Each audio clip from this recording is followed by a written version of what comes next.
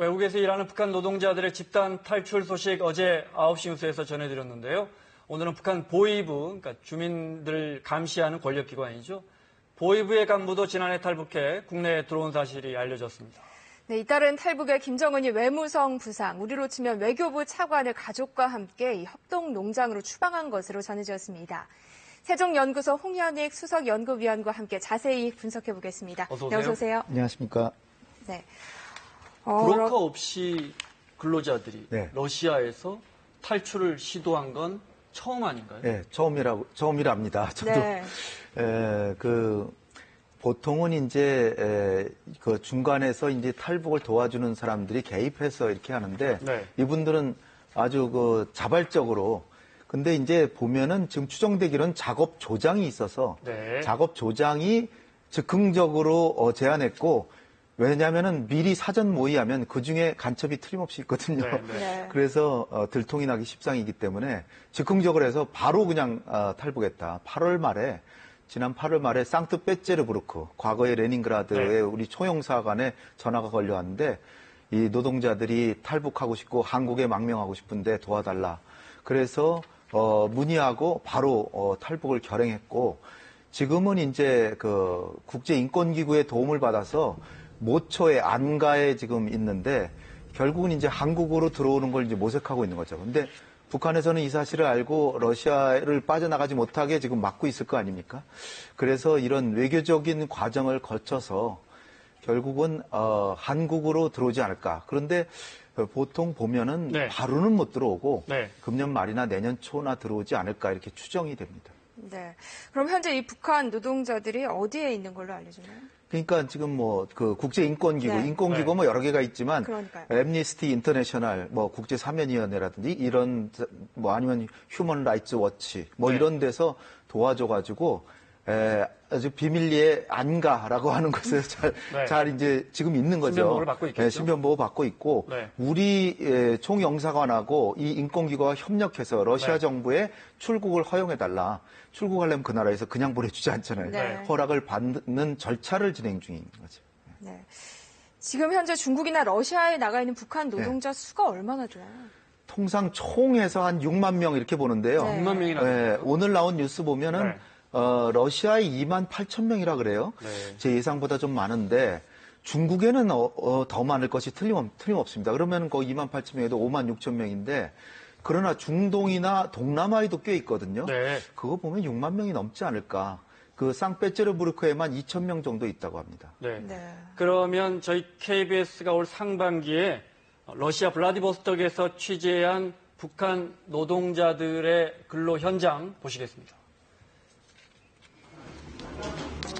한 공사장인데요. 블라디보스톡에 한편에 정리되지 않은 공간에서 북한 노동자들이 식사하는데 심지어 그 옆에 변기가 놓여 있고요.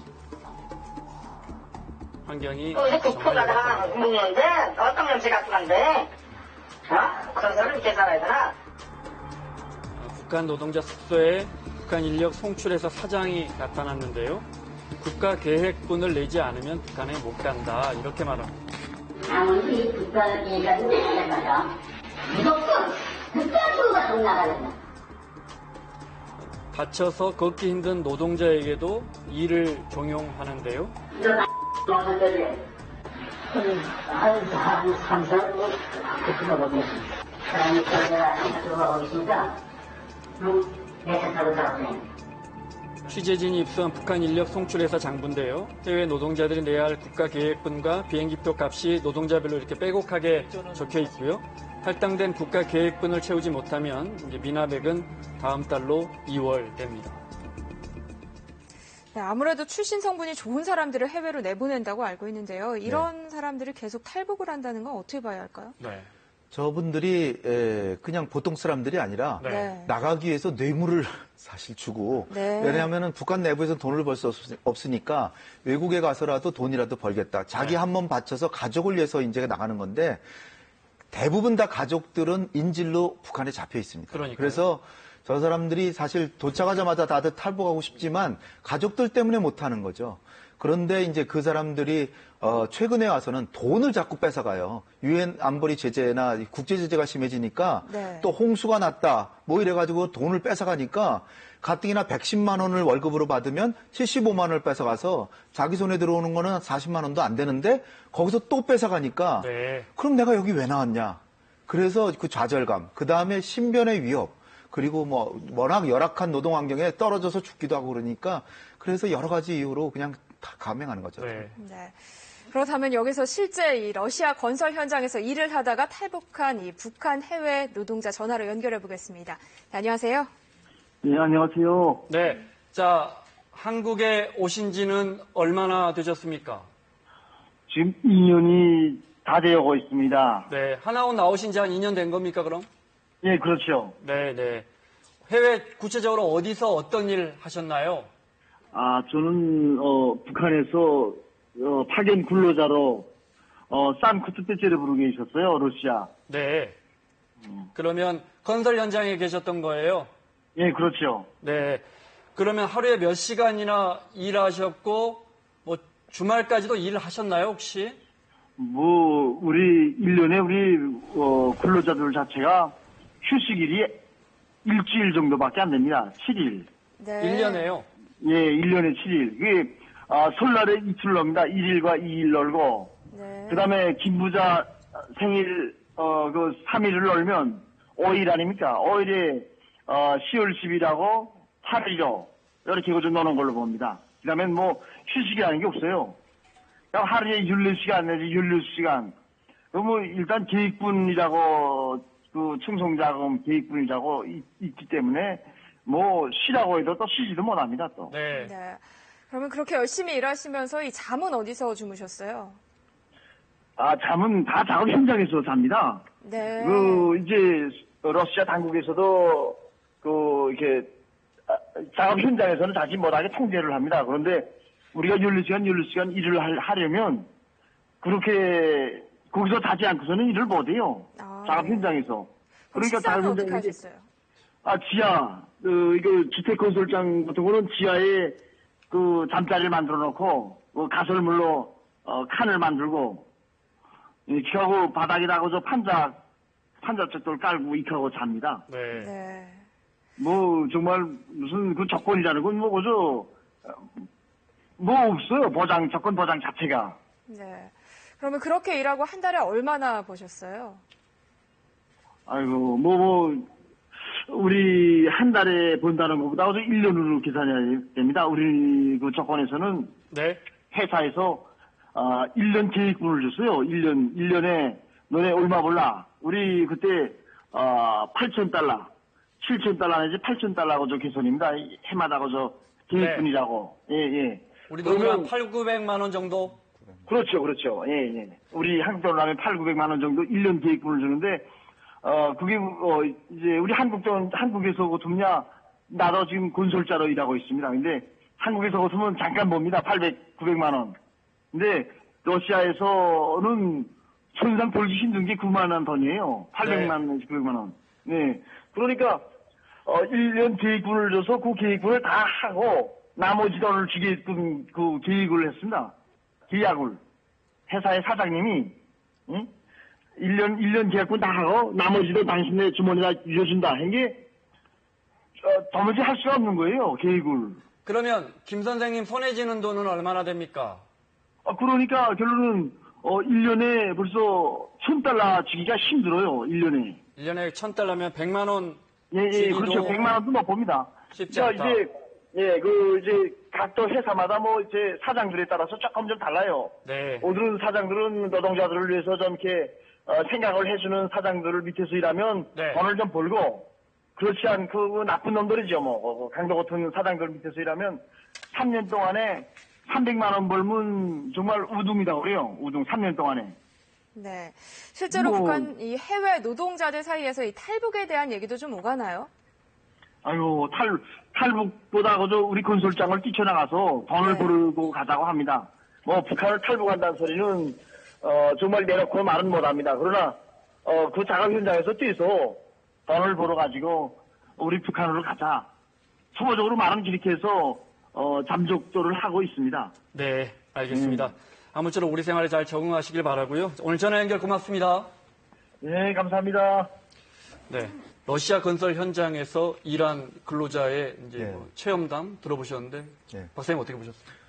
예, 800만 원 벌어서 뭐 사실 정말 $1,000 정도 손해진다고. 거지같이 생활하면서 네, 변기 옆에서 식사하고 네. 정말 반찬 없이 밥 먹으면서 하루에 17시간 일하고 남는 게 100만 원이라면 정말 너무나도 정말 노예 중에서도 상노예 이런 생활이죠. 빨리 저분들을 우리 대한민국의 품으로 네. 돌아오실 수 있도록 남북 통일을 하면 자연히 돌아오시겠죠. 네. 네.